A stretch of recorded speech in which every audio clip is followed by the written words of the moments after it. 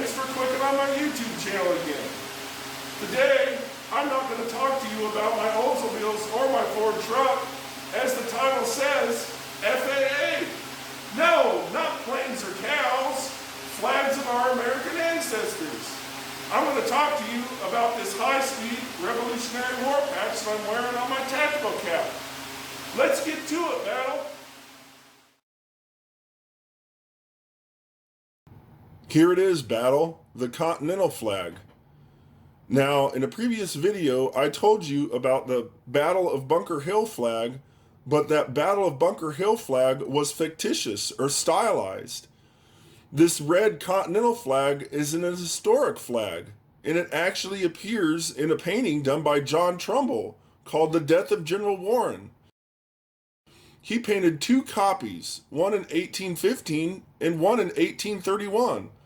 Actually, sometimes this flag is called the Trumbull Flag.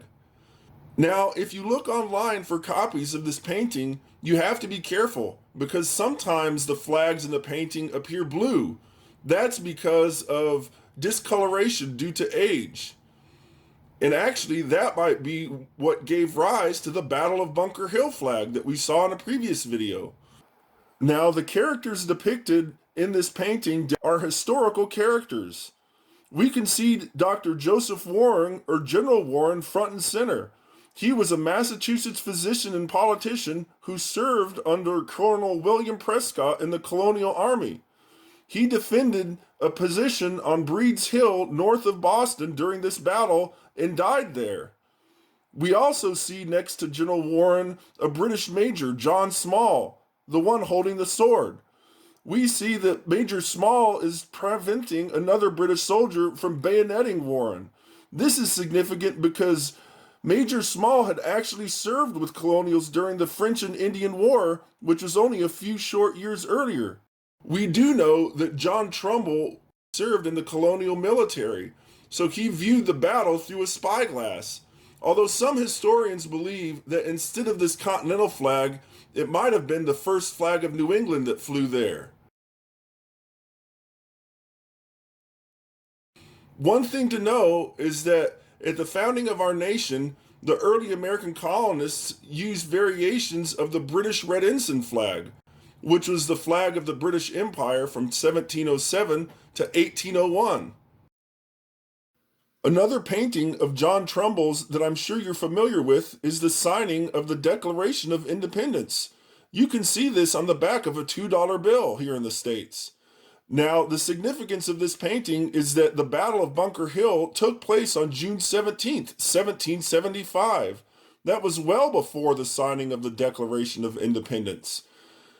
And front and center, we can see some famous gents, John Adams, Thomas Jefferson, and Benjamin Franklin, as they hand off the Declaration of Independence to John Hancock. Now, even though this is awesome art, one thing to know is that this event never took place. The signatures on the Declaration of Independence were gotten from all the signers independently. They never gathered together in one place to sign the Declaration of Independence. It sure makes for awesome art, though. So, Battle, you're probably asking me, what's up with the pine tree? We see it here on the Continental flag. We also saw it on the Battle of Bunker Hill flag, and it appears on the Washington Cruiser flag as well. Well, the pine tree holds special significance for early American colonists as well as Native Americans. Now, I've read reports that there was a Native American tribe in the area of Plymouth, Massachusetts that had ties with European settlers as early as 1620. They were called the Pennacook. Now, supposedly, the Pennacook means children of the pine tree. However, I couldn't find any good peer-reviewed sites that supported this. I did, however, find that there was a Native American group south of the Pennacook called the Iroquois Confederacy that was formed originally in 1570 and went all the way up until 1722 with 5 original members. You're probably familiar with some of them: the Mohawk, the Oneida, the Onondaga, the Cayuga, and the Seneca. Here we can see a flag that they adopted in 1980 that's based on a Hiawatha wampum belt. It was actually in July of 1775 that the Continental Congress sent a missive to the Iroquois Confederacy asking them to remain neutral in the war with Great Britain. In part, it reads, "Brothers, we live upon the same ground with you. The same island is our common birthplace. We desire to sit down under the same tree of peace with you. Let us water its roots and cherish its growth." So, Battle, what do you think? That's some pretty good information on the Continental Flag, as well as the significance of the pine tree for Native Americans and early American colonists. Let's go ahead and do a debrief. So, Battle, what do you think? Pretty cool, huh? I had actually intended to do YouTube videos on vexillology, or the study of flags. I do enjoy doing repairs on my Oldsmobile and my Ford truck, so I'll show you more of those in the future. Make sure that you like, subscribe, and comment down below.